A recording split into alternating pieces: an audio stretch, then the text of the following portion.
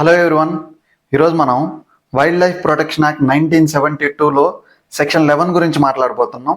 ఈ సెక్షన్ ఏం చెప్తుందంటే వేటకి అనుమతించబడే ప్రత్యేక సందర్భాలు ఏంటి మరియు ఎవరు ఈ వేటకి అనుమతిస్తారు అనే దాని గురించి ఈ సెక్షన్ డిస్కస్ చేస్తుంది. స్టేట్ వైల్డ్ లైఫ్ బోర్డులో చీఫ్ వైల్డ్ లైఫ్ వార్డెన్ అనే ఆఫీసర్కి మాత్రమే వేటకి అనుమతించడానికి ప్రత్యేకమైన అధికారం కలిగి ఉంటుంది.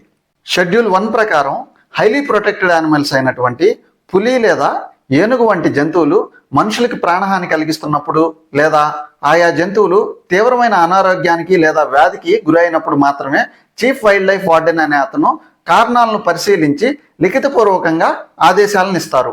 కానీ వేటకు అనుమతించడానికి ముందే ఈ జంతువులను పట్టుకోవడం, శాంతింప చేయడం లేదా ఇతర ప్రదేశాలకు తరలించడం వంటి ప్రయత్నాలు చేయాలి.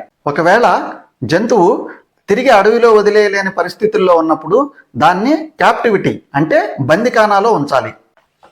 షెడ్యూల్ 2 ప్రకారం ప్రొటెక్టెడ్ యానిమల్స్ వీటిని వేట చేయడానికి అనుమతించవచ్చు. ఇవి ప్రాణహాని కలిగిస్తున్నా లేదా పంటలకి తీవ్రమైన నష్టాన్ని కలిగిస్తున్నప్పుడు చీఫ్ వైల్డ్ లైఫ్ వార్డెన్ అనే అతను అనుమతిస్తారు.